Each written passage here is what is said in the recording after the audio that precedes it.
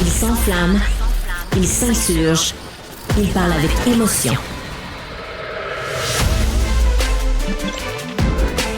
Francis Gosselin. C'était a été annoncé il y a près d'un mois, cette fameuse grève des travailleurs de la STQ, la Société des traversiers du Québec, du moins pour certaines des traverses. Ça tombe évidemment en pleine vacances de la construction et c'est sûr que c'est une déception là, pour beaucoup de voyageurs et surtout, évidemment, un problème, un casse-tête pour les habitants de la Côte-Nord et de la Gaspésie. C'est aussi la preuve, je pense, là, qu'à Québec, en tout cas, là, ça ne semble pas être crucial que de maintenir le service sur ces traverses-là. Bref, je voulais en parler avec quelqu'un qui est très près du dossier. Stéphanie Gratton est vice-présidente à la FEESP-CSN. Bonjour, Madame Gratton. Bonjour, M. Gosselin, ça va bien? Très bien, merci. Dites-nous, je voulais un peu comprendre, honnêtement, j'ai suivi le dossier d'un peu de loin. Les salariés sont sans convention collective depuis presque 1 an et demi. C'est quoi les enjeux, justement, sur lesquels là, on n'arrive pas à s'entendre actuellement entre les travailleurs et la Société des traversiers du Québec? Ben, en fait, c'est le salaire, le monétaire, pas le monétaire, le normatif était presque réglé. Mais faut savoir que l'employeur, à la veille de la grève de la traverse Québec-Lévis, qui était en plein festival de Québec, le 4 juillet, a convoqué la traverse de Québec. Par contre, nous, à la CSN, la traverse de Québec, la traverse de Matane, les 2 syndicats, ils négocient en regroupement. Donc, le 4 juillet, ils ont convoqué seulement Québec pour un dépôt, qui était un dépôt absurde avec des reculs. Le normatif était déjà réglé, mais ils nous demandaient des reculs au niveau du normatif. Et c'est le 10 juillet qu'ils ont convoqué les 2 syndicats de Matane à Rivière-du-Loup pour faire le même dépôt qu'ils ont fait le 4 juillet à Québec. Donc, j'ai cru comprendre que les salaires étaient quand même assez faibles. Là. On parle de salaires là, pour lesquels certains des travailleurs n'arrivent même pas à joindre les deux bouts. Je ne sais pas si c'est confidentiel, mais pouvez-vous donner un aperçu de vos attentes? Là, grosso modo, on a vu les infirmières, les professeurs obtenir quand même des gains assez importants là, dans les derniers mois. En chiffres, là, ça se traduit par des augmentations très importantes ou vous demandez plus un rattrapage sur plusieurs années? Comment est-ce que vous vous positionnez dans une négociation comme celle-là? Bien, en fait, il faut savoir que les traversiers, c'est la première fois qu'ils négocient pas en même temps que le secteur public. OK. En 2015, le secteur public a obtenu la relativité salariale, ce qu'ils n'ont pas eu dans les traverses. Donc, aujourd'hui, quelqu'un qui rentre à l'emploi gagne 19,79. Après 3 ans, 20,71.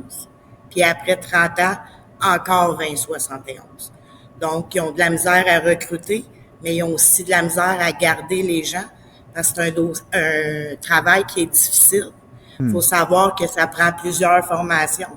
S'il arrive un feu en mer, là, on parle, mettons, de Matane aujourd'hui, ben ils ont une formation de pompiers, ils ont des formations de paramédics, puis ils sont payés 19,79 aujourd'hui.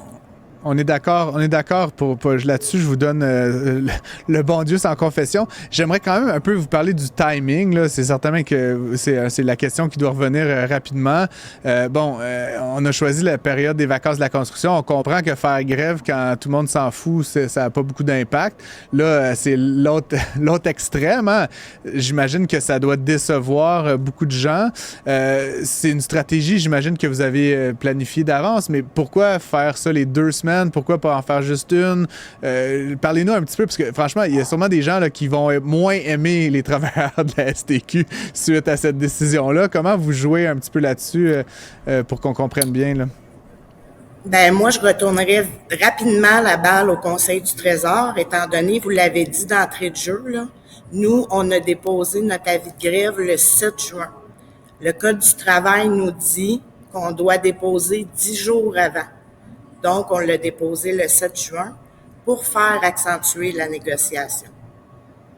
Fait que le Conseil du Trésor est très bien au courant, puis la STQ, ben les négociateurs de la STQ, c'est à eux à aller cogner au Conseil du Trésor pour faire bouger les choses.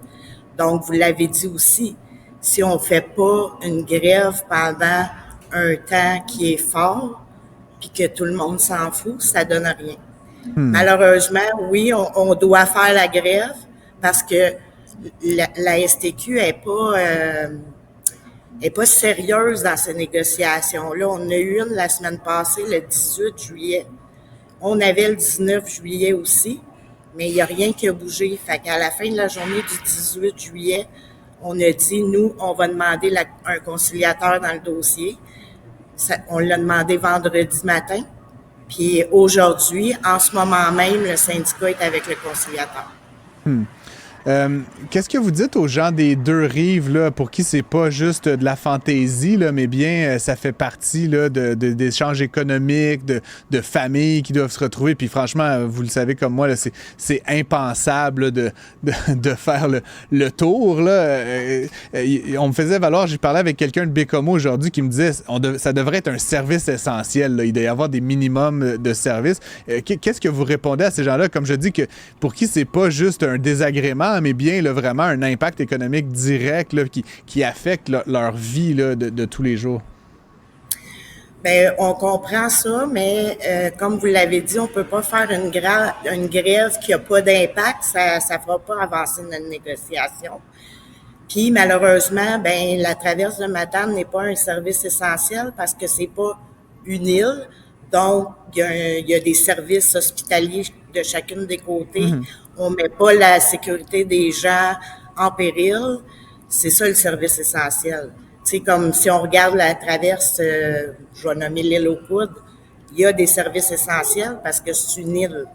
Donc, on doit maintenir le service. Ça, c'est pas nous qui les a, mais c'était un exemple que je voulais donner. Non, je comprends très bien. Comme je vous dis, c'est simplement, bon, comme je disais, les gens de Bécomo sont assez en désaccord avec vous. Là. Puis oui, il y a un hôpital et tout ça, mais ça reste que ça fait partie de leur système là, d'échanges commerciaux avec la Rive-Sud. Puis ça peut les empêcher d'obtenir certains biens, certains services normaux. Là, évidemment, il n'y a plus du tout de bateaux qui circulent. Je termine en vous parlant justement de ce médiateur. Là. Vous dites, il y a eu une rencontre aujourd'hui. Là, j'avais pas eu cette information-là en préparant l'émission.